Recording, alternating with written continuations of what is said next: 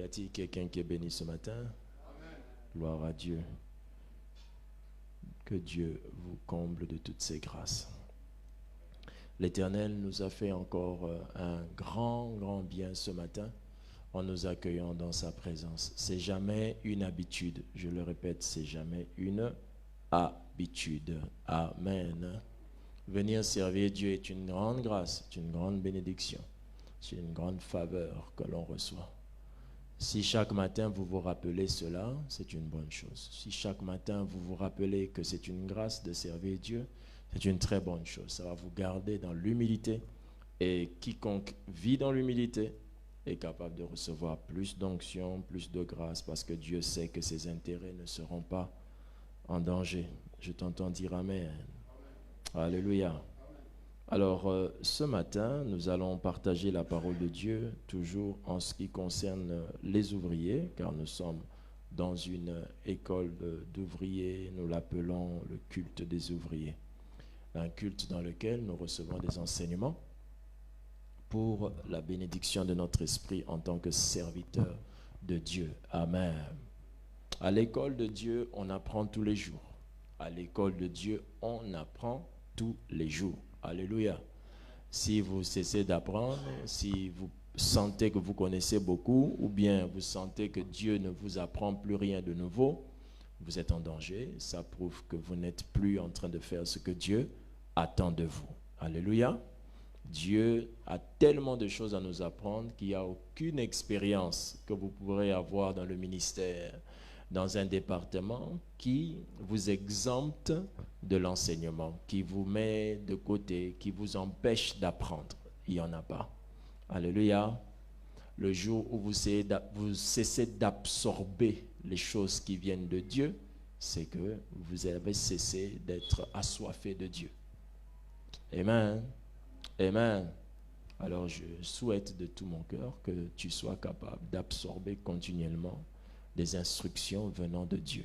Chaque jour, chaque matin déjà, c'est tellement frais. L'atmosphère matinale est tellement fraîche que nos esprits sont très disposés à écouter la voix de Dieu, à écouter de nouvelles choses de la part de Dieu. Même si tu ne vas pas les prêcher, écoute-les. C'est toujours pour ton bien-être. Et très souvent, un bon prédicateur est enseigné sans enseigner les autres. Donc, il a enseigné pour lui-même. Il apprend pour lui-même. Il développe sa relation avec Dieu. En ce qui concerne la relation avec Dieu, c'est de ça qu'il s'agit ce matin. Parce que tout ouvrier qui sert Dieu dans une relation avec Dieu. Lorsque quelqu'un est un ouvrier du Seigneur, il doit servir le Seigneur en étant en relation avec Dieu. Si votre service à la gloire de Dieu n'est pas en relation avec Dieu, votre service, au lieu de vous rendre meilleur, vous rendra pire. Alléluia. On peut servir Dieu tous les jours et devenir de plus en plus mauvais. On peut servir Dieu tous les jours et devenir de plus en plus radin, orgueilleux. Servir Dieu peut vous détruire lorsque vous ne savez pas quels sont les principes par lesquels on le sert. Servir Dieu peut devenir pour vous une pierre d'achoppement. Chaque jour, ça peut vous créer plus de problèmes que de bénédictions. Combien sont ceux et celles qui ont reçu de Dieu de grandes onctions et après, qu'est-ce que ces personnes sont devenues? Des sources à problèmes. Elles ont entraîné plusieurs personnes dans le péché, elles ont été une pierre d'achoppement, elles ont, pour d'autres personnes, sont devenues tellement orgueilleuses qu'elles ont fermé la porte du ciel aux autres. Donc, avoir reçu de Dieu une grande onction ne vous met pas à l'écart des problèmes, ne vous met pas à l'écart des erreurs. Non, non, non, non, non, non. La part de Dieu est de vous donner toutes ces choses, l'onction, la puissance, la parole et autres, mais vous avez une part de responsabilité. C'est de gérer ces choses-là. Alléluia. Si Dieu va nous juger à la fin, c'est parce que Dieu nous a rendus quoi? Responsables. Le jugement n'existe que lorsque l'on est responsable. Et si Dieu a dit qu'il va nous juger, c'est que pour Dieu, tu es ce que tu es à cause de toi, pas à cause de lui. Alléluia. Amen. Et notre relation avec Dieu doit nous rendre meilleurs. Ce matin, je pense que je pourrais peut-être épuiser cette information. Avant cela, je devrais donner une parole, une prophétie à papa Qui a modéré ce matin? Papa Moïse, pouvez-vous vous lever s'il vous plaît?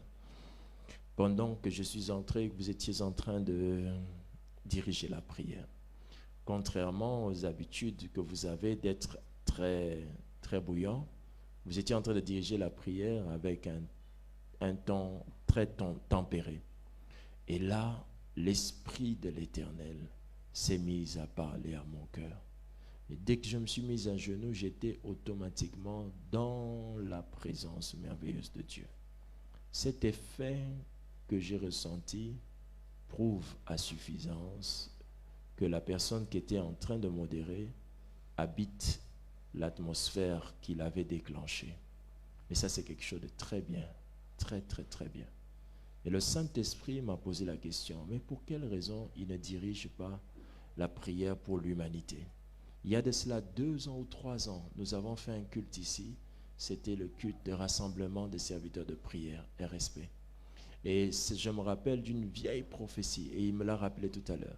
N'étais-je pas dit il y a 2 ou 3 ans, au rassemblement des serviteurs de prière, qu'il allait prier et intercéder avec plusieurs personnes, même prier avec les églises de la communauté. Je ne sais pas si vous avez encore bonne mémoire. Très bien. Et le Saint-Esprit m'a rappelé cela ce matin. L'humanité se plaira à vous entendre prier avec eux. Beaucoup de gens vous aimeront et aimeront vous entendre prier avec eux. Vous avez cette grâce, la capacité d'emmener les gens à s'intéresser, à prier quand vous priez. Vous avez une force douce et puissante. Et l'Éternel va l'utiliser à bon escient cette année. Que Dieu vous bénisse. Amen. Si on avait dit au frère qu'il avait reçu un billet d'avion, qu'allez-vous faire?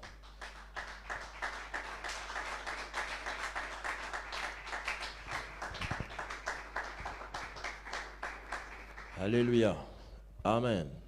Ce matin, nous allons parler du Dieu en tant que le Père. Dieu est notre Père et nous sommes ouvriers de Dieu, mais Dieu est un Père. Ce qui veut dire que notre relation avec Dieu, celle qui nous emmène à servir Dieu, est aussi, et d'ailleurs je pense que c'est la plus grande des relations. La Bible dit, car Dieu a tant fait quoi? Aimer le monde. Donc la relation que le Père céleste a démontrée à l'humanité, la première relation était laquelle? De père en fils. Donc c'était une relation, le texte le dit, Dieu attend, c'était une relation d'amour. Donc la première façon, la première manière de Dieu d'exprimer sa pensée à l'humanité était par l'amour.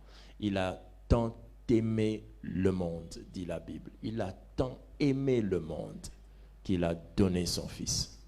Si vous comprenez ce que je viens de dire de la part du Saint-Esprit, vous allez comprendre que vous ne pouvez pas servir Dieu sans pour autant être amoureux de Dieu.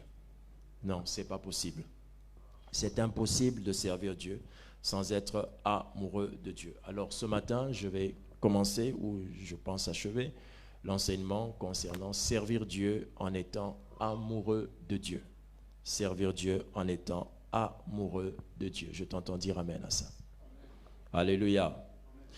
En tant que serviteurs de Dieu, ouvriers du Seigneur que nous sommes, plusieurs d'entre nous servent Dieu sans pour autant être amoureux de Dieu. Et ça, c'est un très, très, très grand danger. Très grand danger.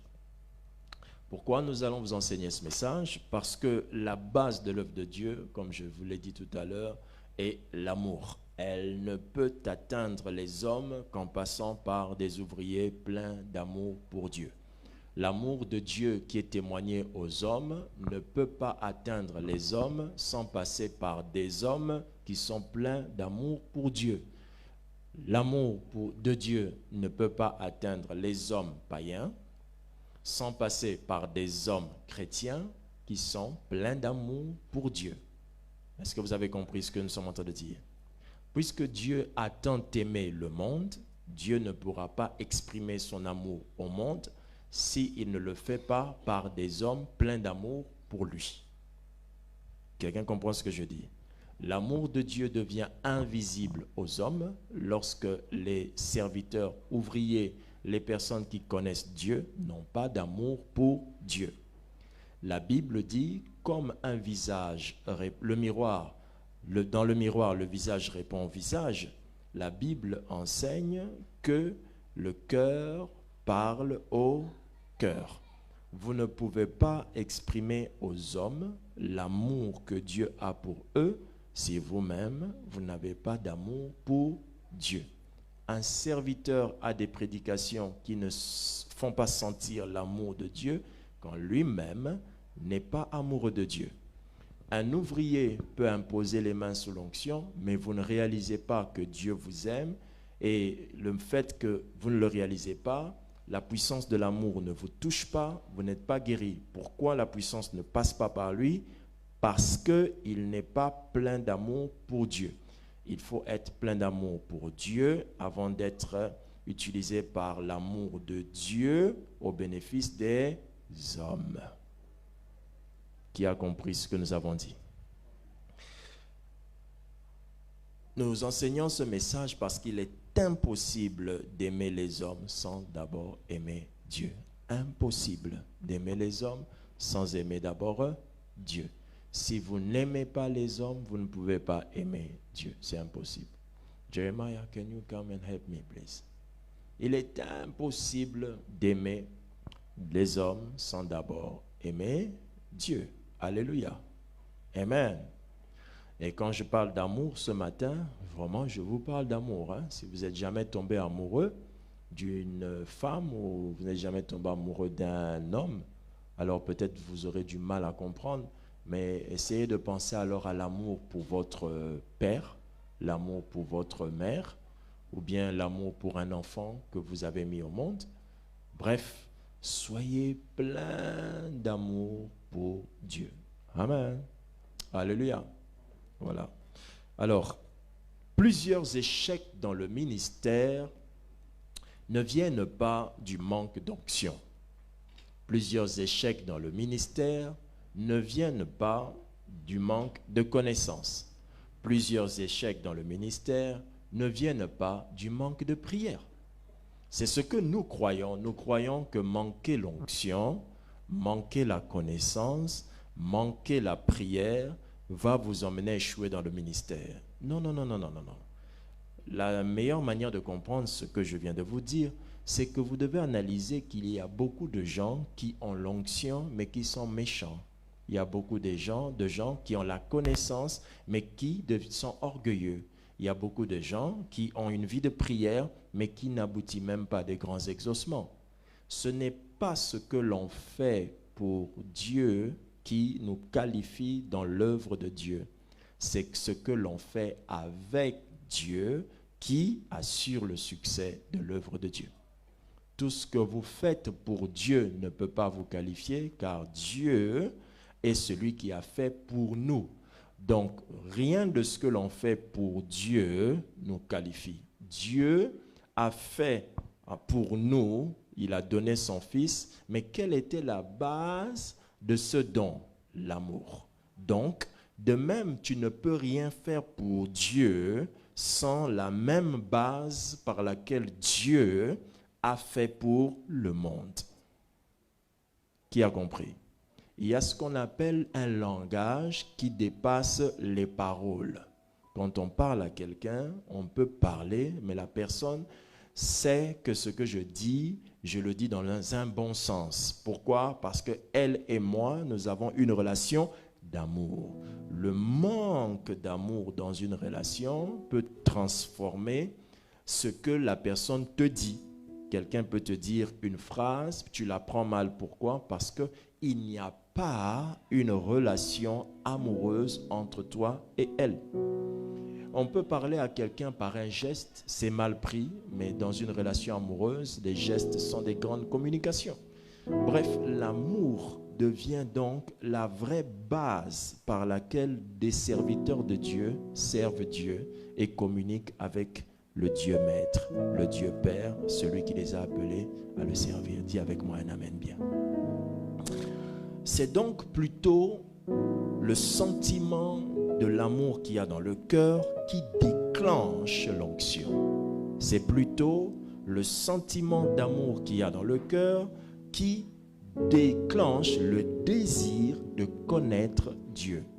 Ce n'est pas connaître Dieu, la connaissance des versets qui vous donnera le succès dans le ministère, non, mais c'est plutôt le désir de connaître, l'amour qui déclenche le désir de connaître qui vous donnera la connaissance.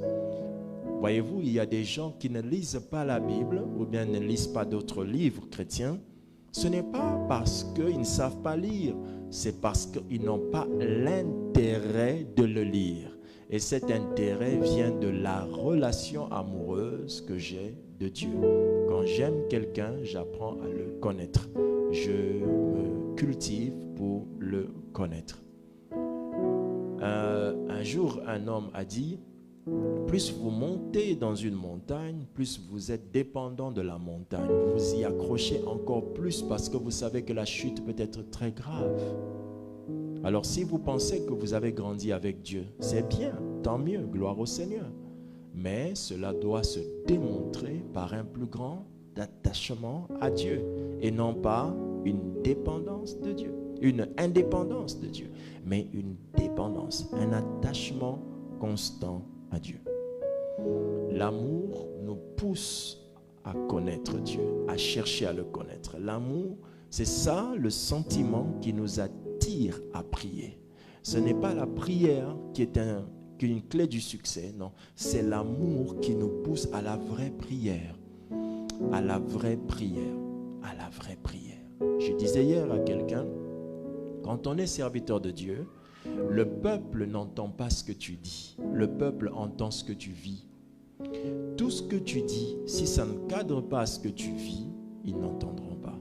Il y a dans un message peut-être 30 minutes, mais les gens n'entendent que les minutes qui correspondent aux choses que tu vis.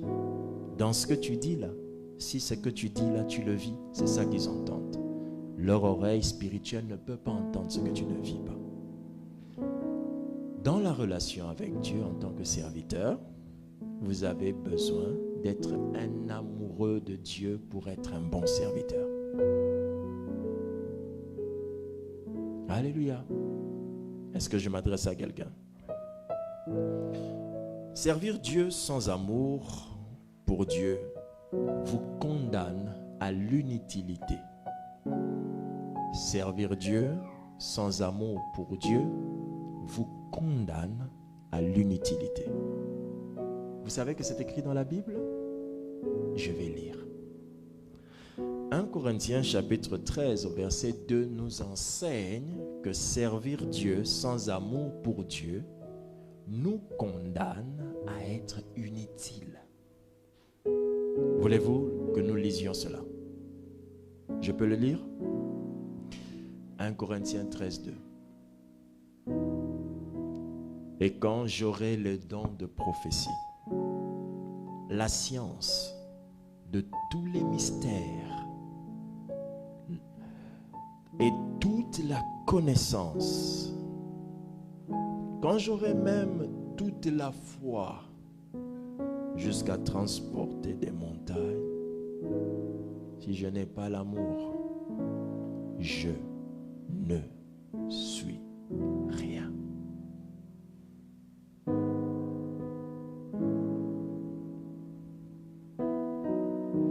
Quand bien même je prêcherai, comme un frère voudrait le faire ici, il dit, il y a un frère qui dit ici que le fait qu'on le fasse travailler dans un département ordinaire, ça le bloque son ministère. Quelle grande ironie.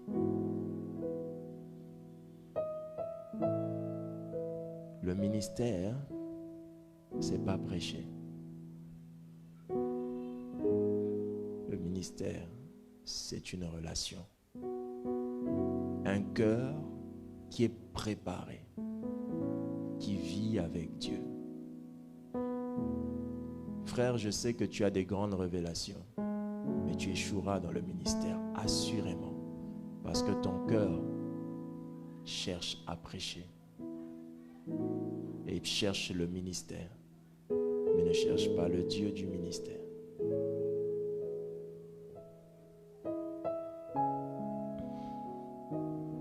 Vous savez que vous servez Dieu pour Dieu le jour où vous êtes prêt à le servir sans toutes les grandes choses que vous voyez autour des ministères des gens.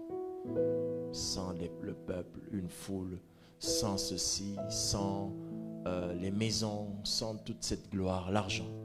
Si vous êtes capable d'être avec Dieu sans ça, c'est bon.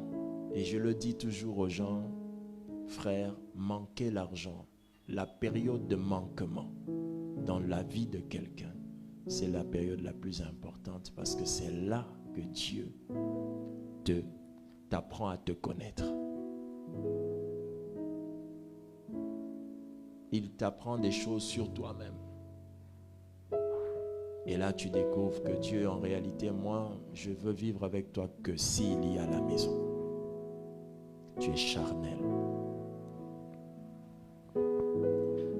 La Bible dit, quand j'aurai le don de prophétie.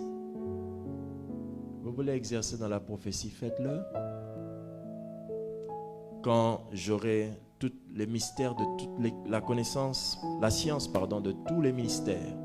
Vous voulez avoir des grandes connaissances. Moi, j'ai envie de parler comme cet homme-là. Faites-le, si c'est ça qui vous intéresse. Et quand j'aurai toute la connaissance, vous voulez avoir une profonde connaissance, cherchez-la. Quand j'aurai même toute la foi jusqu'à transporter des montagnes, vous voulez être un homme du surnaturel. Allez-y, cherchez. Mais la Bible dit, si je n'ai pas l'amour, je ne suis rien. Et non pas, je ne sers à rien. Pourquoi? Quelle est la différence entre je ne suis rien et je ne sers à rien? Dieu peut se servir de toi et te jeter après. Tu as servi à balayer, mais tu n'entreras pas au salon parce que tu es un balai. Mais je ne suis rien sous-entend que c'est ce que tu es qui définira la position que tu auras dans la maison. Tant que tu es un balai, même si tu es en or, tu ne seras jamais au salon. C'est ce que tu es qui définit ta position. Dieu dit qu'un manque d'amour pour lui fait que tu n'es rien pour lui.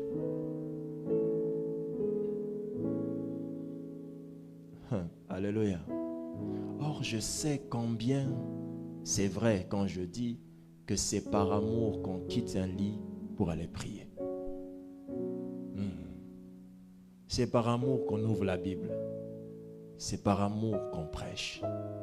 C'est par amour qu'on cherche la face de Dieu avant une prédication. C'est par amour qu'on impose les mains à un malade et qu'il soit guéri. Mais quand l'amour n'est pas là, je ne suis rien.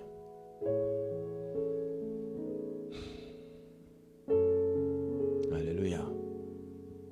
Voici 5 signes qui attestent qu'un ouvrier sert Dieu sans amour. Voici 5 signes qui attestent qu'un ouvrier sert Dieu sans amour. Premier signe. Lorsqu'un ouvrier sert Dieu sans amour, voici le premier signe. 1. Le manque de joie dans le service. Quand vous remarquez que vous servez Dieu, mais vous n'êtes pas content de le faire, vous ne sentez pas la joie en le servant, vous manquez d'amour pour Dieu. Vous balayez sans joie, vous faites un protocole sans joie, vous êtes dans la sécurité sans joie. Vous n'avez pas de joie qui remplit votre cœur en le servant. Ça veut dire, frère, que vous le servez sans amour. Vous êtes venu ce matin et vous n'êtes pas content d'être ici. David a dit que je suis quoi? Dans la joie lorsqu'on me dit allons dans la maison de l'Éternel. Quand vous n'avez pas un cœur qui bondit à la maison, en disant le culte des ouvriers bientôt c'est le culte. Quand vous n'avez pas ça, vous le servez sans amour. 2. le manque de connaissance dans le service. Quand vous servez Dieu et que ça ne vous apprend rien, c'est que vous le servez sans amour.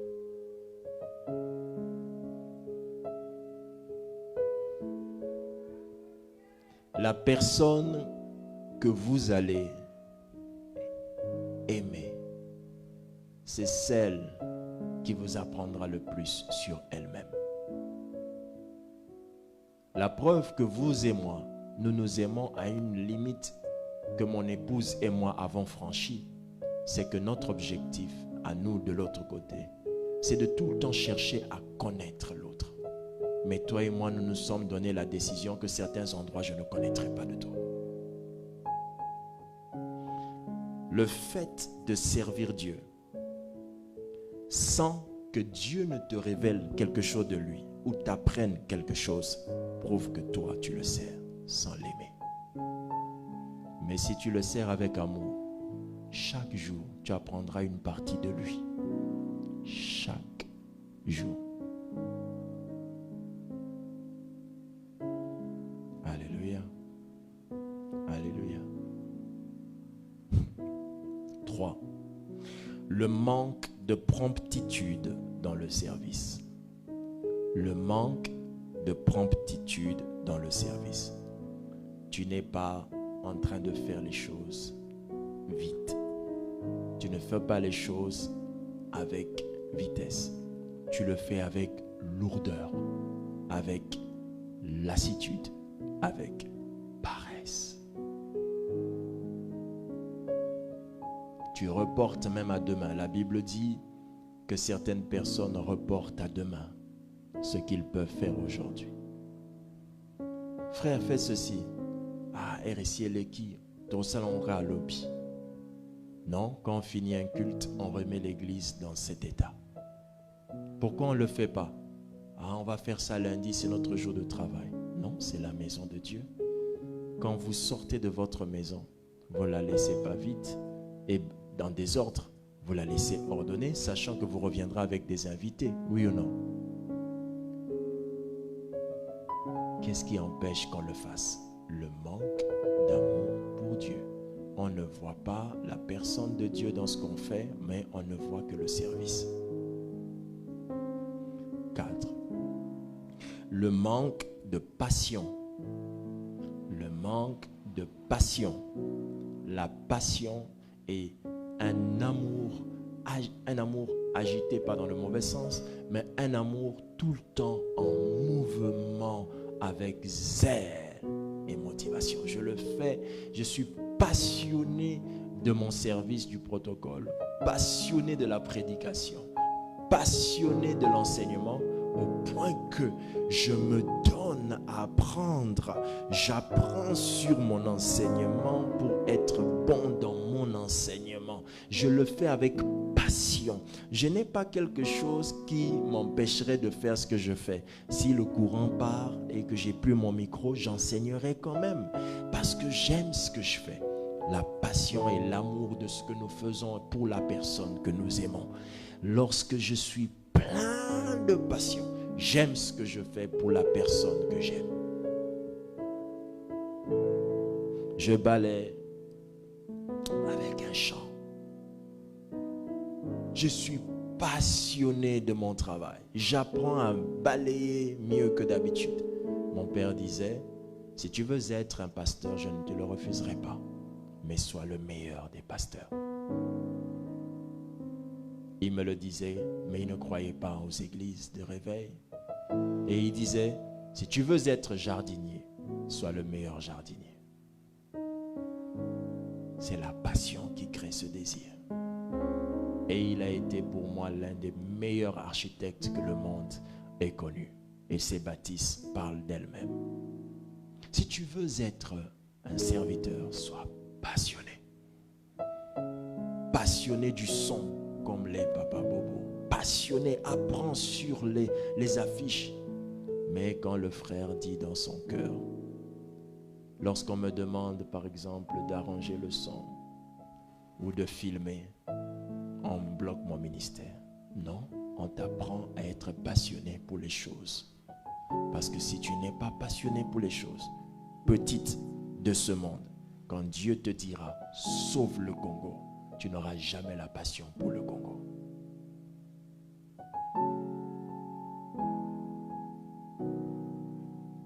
J'ai appris à servir les hommes depuis ma tendre enfance dans le ministère. Et si tu es aveugle, tu ne le remarqueras pas. Mais si tu as des yeux grandement ouverts, tu verras que jusqu'à ce jour, j'ai gardé la même passion. Pourquoi? Parce que c'est ça qui m'a emmené là où je suis.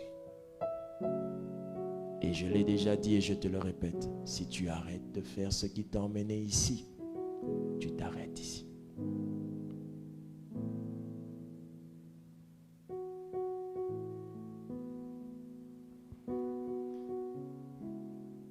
Enfin, le manque de sacrifice dans le service. Vous savez, frère, lorsque quelqu'un a perdu son amour pour Dieu, il sert Dieu, mais il n'a pas l'amour pour Dieu, vous le saurez, parce qu'il ne sera plus capable de se sacrifier pour Dieu. L'amour pour Dieu dans le service nous emmène à se sacrifier. Regardez à quelle heure nous venons à l'église. 7 heures du matin. Quel sacrifice. Mais c'est une preuve de quoi? D'amour. On n'a pas besoin de savoir dans cette assemblée qui aime Dieu en tant qu'ouvrier plus que les autres. Nous le savons déjà dans le cœur. Car certaines personnes, quand vous ne les voyez pas au culte, c'est presque impossible. Soit elles sont malades. Parce qu'elles sont d'un attachement à Dieu, d'un amour pour Dieu, que 7 heures, c'est 7 heures. Mais quand vous remarquez que vous n'avez plus de notion d'heure, de respect de sacrifice, vous n'aimez plus Dieu. Alléluia. Pour que je vienne ici ce matin, il faut que les agents de sécurité arrivent pratiquement 1 heure avant le culte des ouvriers. Donc, à 6 heures. Donc, ils se réveillent à quelle heure? C'est le sacrifice. Ce sacrifice-là, c'est parce qu'ils aiment encore Dieu. Le jour où ils n'aimeront pas Dieu, où ils n'aimeront plus Dieu, ils baisseront. Ils trouveront que c'est un poids. Ah, encore demain. Ah, c'est un manque d'amour. Je ne me souviens pas un seul jour d'avoir regretté que dimanche arrive. J'ai jamais regretté que dimanche arrive le matin où la nuit, la veille de ce jour sera la veille la plus stressante de l'humanité. Mais j'ai jamais regretté ça. Pourquoi? J'aime ce que je fais et j'aime celui pour qui je le fais. C'est l'amour qui guide tout. Alléluia. Quand vous regardez votre voisin le matin qui s'est réveillé et qui est front fermé, il sait qu'on veut bientôt commencer le culte, mais il a le front fermé. Il a même le front fermé pour aller repasser sa chemise. Ah. Quelqu'un qui aime Dieu se sacrifie avec sa même chemise qu'il lave chaque vendredi, qu'il repasse chaque samedi, qu'il met chaque dimanche. On devient digne d'en avoir beaucoup quand on sait gérer peu. Par amour pour Dieu.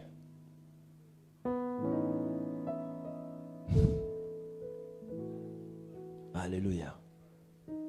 Finissons ce message.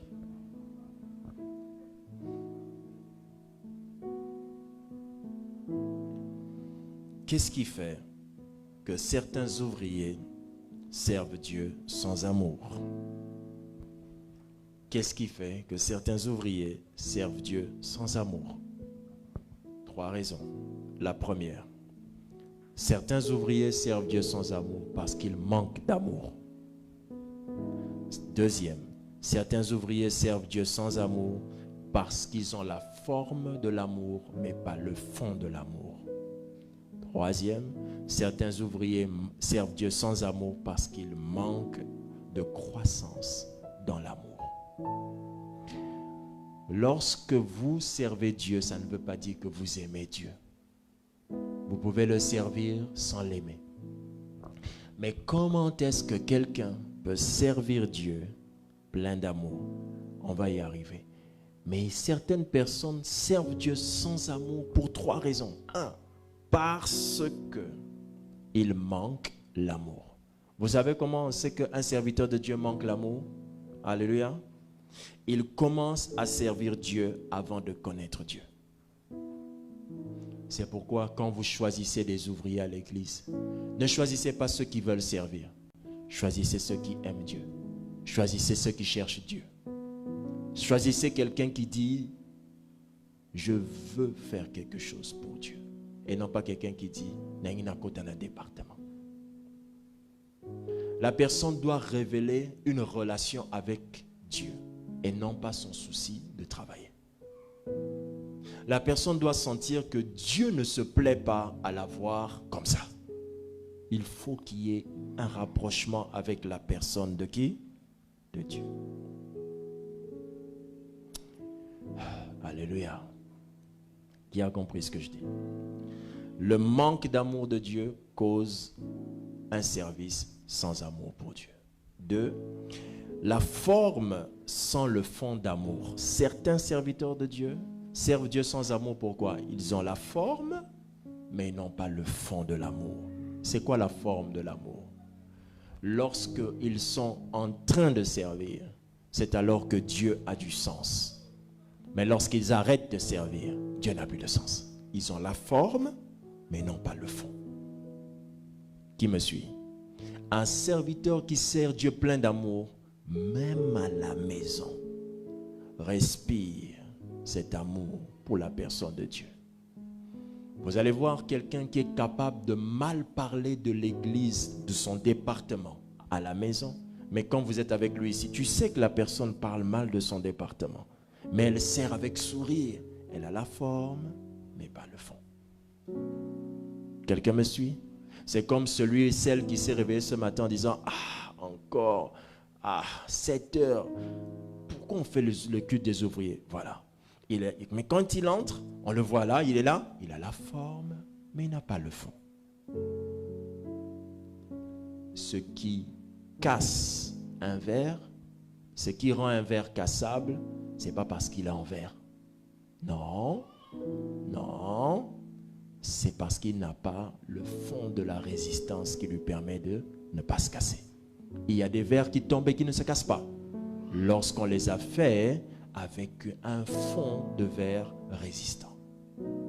Ce n'est pas parce qu'on a la forme d'un verre qu'on est résistant. Toutes les assiettes de votre maison ne servent pas quand le pasteur arrive à la maison ou quand votre mari arrive à la maison.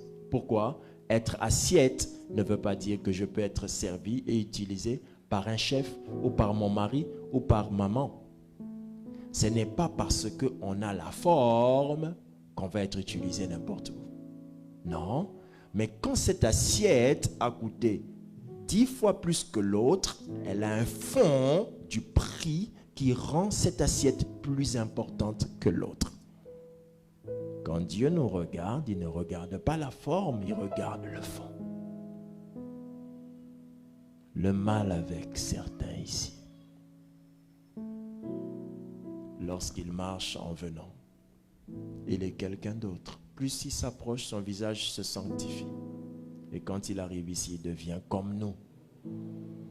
Mais en réalité, il n'est pas comme nous. Lui, il est capable d'insulter quelqu'un. Il dit même à certains, mais il est ici et il dit qu'il est ouvrier. Il a la forme, mais pas le fond. Mais sachez-le, rien dans l'église ne reste caché. Un jour, Dieu va te dévoiler et Dieu va t'enlever de ton poste. As-tu compris? As-tu compris? Comment servir Dieu avec amour? C'est la bonne question. Voici 3 grands secrets pour servir Dieu avec amour. Premier, commencez le service avec amour. Je fais quoi? Je suis interprète. Je fais quoi? Je suis prédicateur. Je fais quoi? Je suis chanteur. Commence ton service avec amour. Ça veut dire quoi? Ça veut dire 3 choses. 1. Parle à Dieu de ce qu'il est avant tout. Parle à Dieu de ce qu'il est avant de travailler. Parle à Dieu de ce qu'il est avant d'aller prêcher. Parle à Dieu de ce qu'il est avant d'aller faire le protocole. C'est ça, servir Dieu avec amour, c'est-à-dire commence le service avec l'amour. Ne va pas d'abord, non, mais commence d'abord par l'aimer avant de le servir. Commence le service avec amour. Et ça veut dire quoi? 1. Parle à Dieu de ce qu'il est avant de le servir. Exemple, je veux prêcher, je veux aller prêcher, je ne peux pas prier en disant « Seigneur, bénis le culte, oint le message ». Non, ça c'est une très mauvaise prière. Très, très mauvaise prière. À abolir.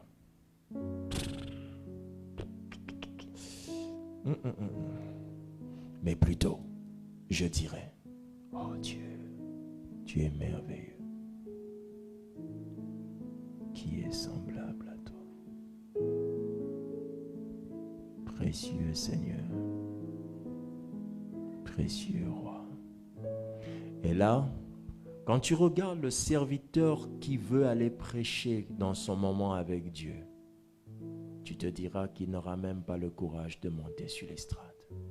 Parce qu'il se brise en 1000 morceaux pour que le divin potier lui donne la forme du culte de ce matin.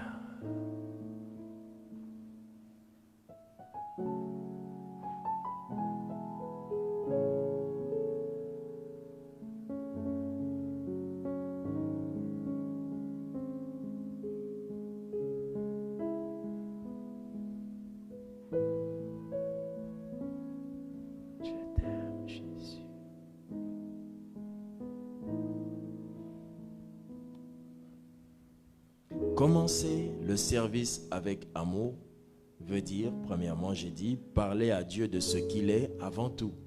Ça veut aussi dire, reconnaissez sa grâce. Avant d'aller faire quelque chose pour Dieu, reconnais que c'est par la grâce que je vais aller faire. Donc tu dis à Dieu, quelle grâce, merci de m'avoir permis, de me permettre d'aller faire le protocole. Qui suis-je? Il y a tellement de frères à l'église qui peuvent faire ce travail. Qui suis-je pour que tu m'accordes la possibilité d'aller faire le protocole? Vous voyez, c'est commencer le service avec amour.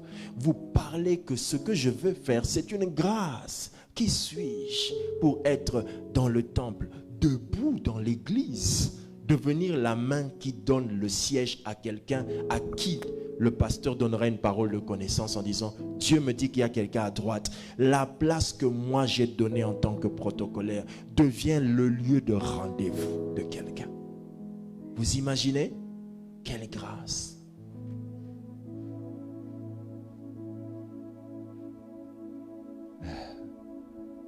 Vous vous habituez trop à ce que vous faites. C'est pourquoi vous n'arrivez plus à connaître Dieu en tant que serviteur. Vous devenez mauvais au lieu de devenir meilleur. 3, ça veut dire, commencer le service avec amour veut dire, aimez-le une nouvelle fois. C'est-à-dire, quand vous voulez commencer le service, essayez de démontrer à Dieu que vous l'aimez plus qu'hier. Avant de commencer à servir, essayez de lui parler. Je sais pas, j'ai pas suffisamment de mots français, ni anglais, ni ailleurs d'ailleurs. Mais bref, aimez-le avant de commencer le servir. Essayez de l'aimer de nouveau avant de commencer de servir. Il faut que je connaisse quelque chose de toi de nouveau avant d'aller. Je ne vais pas aller prêcher si tu ne viens pas. Non, je n'en ai pas besoin. Je reste là. C'est toi que je veux. Je t'aime. C'est toi que je veux. Aimez-le de nouveau. Aimez-le de nouveau. Aimez-le de nouveau. Avant d'aller servir, augmente ton amour pour lui. C'est ce que ça veut dire. Augmente, ajoute une dose. Enzambe nanazalokolayo. tu pars avec un cœur qui l'aime un peu plus. Vous savez, quand vous commencez à servir comme ça, vous savez cet état, avant d'aller servir, dès que vous allez franchir ces portes, nous tous, nous allons sentir que cette personne porte Dieu. Qu'est-ce qui fait ça? C'est le début, ton commencement. Tu portes Dieu. Si les bois dans la Bible ont porté l'arche de l'Alliance, ont été appelés arche de l'Alliance, et moi alors, en qui l'Esprit a dit, j'habiterai en vous. Vous êtes le temple de Dieu. Je ne suis pas l'arche, je suis le temple. J'ai l'arche en moi. Je ne suis pas le lieu saint, je suis le parvis, le lieu saint, le lieu très saint. J'ai tout en moi. Je ne suis pas le rideau, le voile. Non, je ne suis pas le voile. Je suis tout, j'ai tout en moi. Je n'entre pas, je n'ai pas une corde autour de ma taille. Non. J'ai la croix qui me l'a fait entrer déjà. Je n'ai rien qui me limite. Je suis le temple. Mais quand le temple entre dans l'église, comment est-ce que nous les chrétiens n'arrivons pas à sentir que celui-là, c'est le temple? C'est parce qu'il commence pas son travail en aimant Dieu. Vous me suivez? Alléluia. 2. On a dit, premier point, commencer le service avec amour. Et on a expliqué ça en 3 sous-points. Parler à Dieu. Oh, j'aime quand tu me touches de cette manière.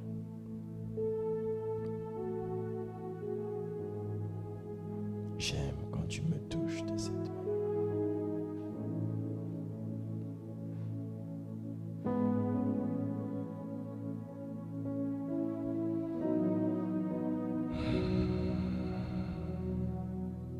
Exaucé, tu en as envie?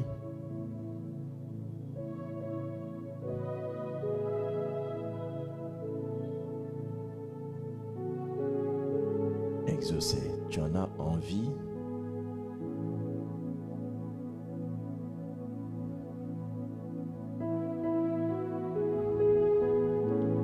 Il y a plusieurs années de cela, lorsque Dieu m'a fait connaître la personne du Saint-Esprit, je sentais une main me caresser la tête. Et cette main, je la ressens encore ce matin. Je ne sais pas pourquoi, quelle est la chose qui déclenche cette main sur ma tête. Je ne sais pas. Mais ce que je sais au moins, c'est que je la reconnais. Comme le nom d'Exaucé dans mon esprit, je souhaite que tu vives cette expérience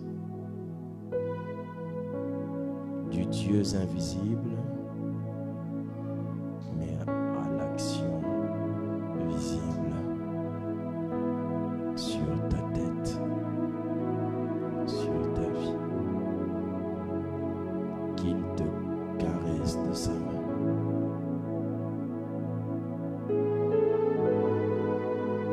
Je le souhaite. Vis cette expérience. Oui, je sais, tu seras un grand homme. Mais reste attaché au Dieu des grands hommes. Dépends de lui, tu ne perdras rien. Caresse sa tête, cher Saint-Esprit, si tu le veux. Et permets-le de connaître ta vie.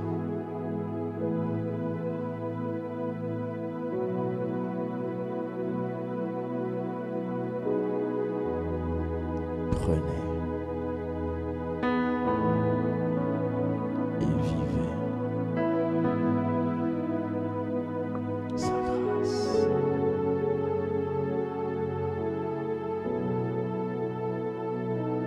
Il te caresse la tête. C'est une sensation physique étonnante, très surprenante.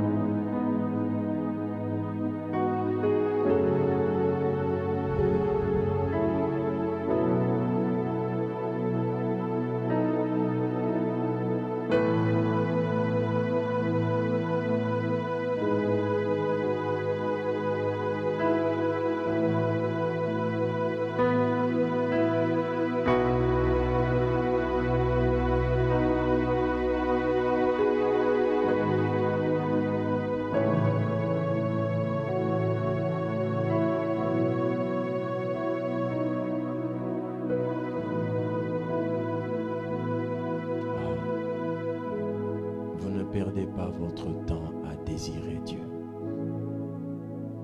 Juste 3 minutes peuvent changer tout un culte. Juste 3 minutes peuvent changer tout un culte. Juste 3 minutes. Qu'allez-vous faire pour lui sans lui? Juste 3 minutes avec lui peut changer un culte. 3 minutes. Seulement 3 minutes. Vous pouvez changer l'existence des familles de la terre en 3 minutes. D'amour, de passion, de désir ardent. Vous ne pouvez pas servir quelqu'un que vous n'aimez pas. Aimer, ça s'apprend. Aimer, ça s'apprend. Vous ne pouvez pas être en train de prêcher quelqu'un que vous n'aimez pas. Ça s'apprend. Il devient réel quand on l'aime.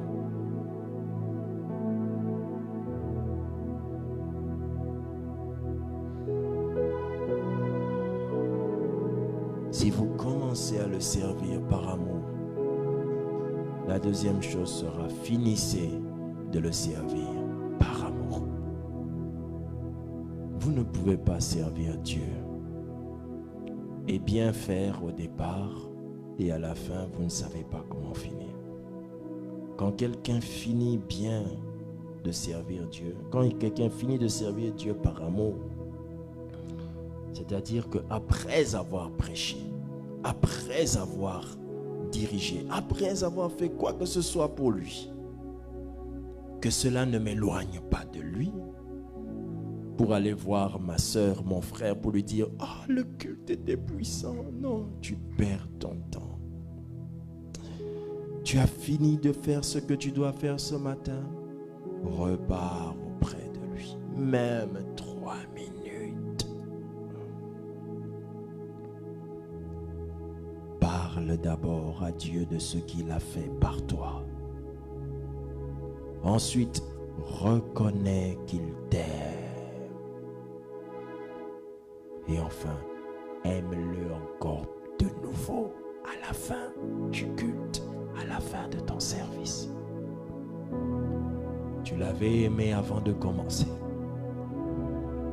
À la fin, aime-le encore. Aime-le encore à la fin. À la fin, aime-le encore plus. J'ai vu la puissance. Cela ne me rendra pas esclave à la puissance, mais plutôt passionné de Dieu. Je t'aime, Saint-Esprit. Après avoir commencé à le servir avec amour, fini de le servir avec amour, sers sa personne dans le secret avec amour. Tu ne peux pas être un bon serviteur dans l'église si tu ne sers pas Dieu dans le secret. C'est-à-dire, passe du temps avec Dieu. Passe du temps à l'aimer, premièrement. Prenez du temps pour le désirer, deuxièmement. Prenez du temps à chanter pour lui, troisièmement. Ainsi vous l'aimez. Vous l'aimez après le service. Dans le secret, prends le temps de l'aimer. Prends le temps de le désirer. Prends le temps de chanter pour lui. Et quand tu lui parles, ne cherche pas à lui parler comme David. Car avant David ne s'est inspiré de personne pour parler à Dieu. Utilise les mots que tu as pour lui dire combien tu l'aimes. Parle à Dieu.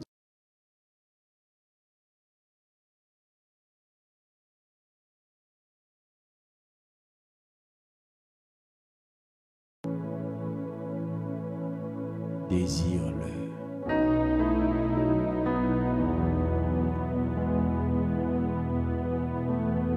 Désire-le. Aime Dieu pour le servir. Prends le temps de lui parler en l'aimant, de l'exprimer ton amour en parlant. N'utilise pas ces phrases compliquées que tu ne connais pas. Dis-lui comme tu le sens. Je t'aime. Je veux t'aimer. Ensuite, prends le temps de le désirer. Prends le temps de le désirer. Viens, je veux aller prêcher. Viens, je vais à l'église diriger mon ministère de chant. Viens, viens s'il te plaît. Viens, viens, viens, viens. Et là, prends le temps de chanter un cantique pour lui. Chante, chante. Je veux chanter tes louanges, Seigneur. Chanter tes louanges, Jésus. Car ton nom